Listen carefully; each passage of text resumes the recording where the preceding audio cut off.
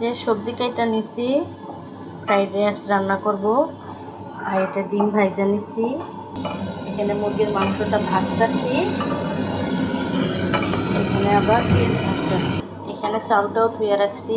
আসসালামু আলাইকুম, আশা করি সবাই ভালো আছেন।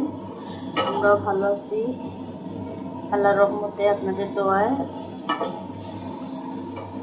আশা করি সবাই ভালো আছেন, আলহামদুলিল্লাহ। এখন পাতিলে তেলটা দিয়ে দিলাম। ফ্রাইড রাইস রান্নার জন্য পাতিল বসাই দিচ্ছি। দেখি পেঁয়াজটা ভাইজা নিব সুন্দর মতো। পেঁয়াজটা ভাজা হোক। আমার পেঁয়াজটা ভাজা শেষ, এখন গাজরটা ভাজবো। এই যে আমার গাজরটা ভাজতেছি, এটা ভাজা হলে চাউলটা দিয়ে দিব।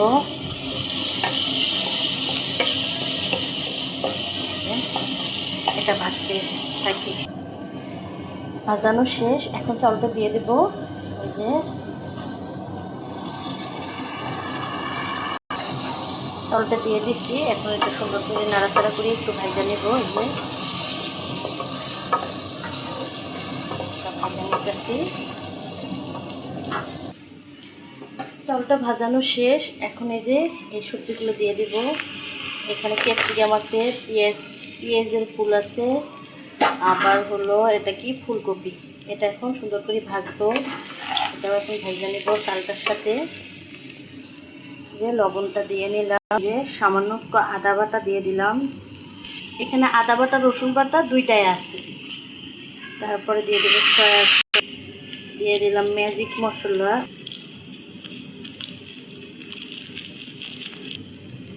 এটা দিব একটু টেস্টি সল্ট দিয়ে দিব গুঁড়া দুধ। এটা এখন সুন্দর করে আমি মিক্স করবো এখানে। যে দেখো আমার ফ্রাইড রাইসের কালারটা কত সুন্দর হয়েছে মাশাআল্লাহ। এখন এটাতে পানি দিয়ে দিব। এই যে পানিটা দিয়ে দিলাম পরিমাণ মতো। আমার ফ্রাইড রাইসটা প্রায় হয়ে আসছে, এখন দিয়ে দেবো এই যে আমার মাংসটা, যেটা ভাজা সুন্দর করে ভাজলাম এতক্ষণ। এটা এখন দিয়ে দিলাম, নাড়াচাড়া করবো। যে সুন্দর মতো উল্টায় পাল্টায় দিব।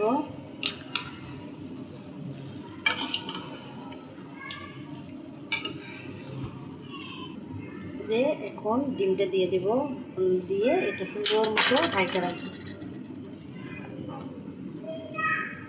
হাত দিয়ে নাড়িয়ে দিলাম।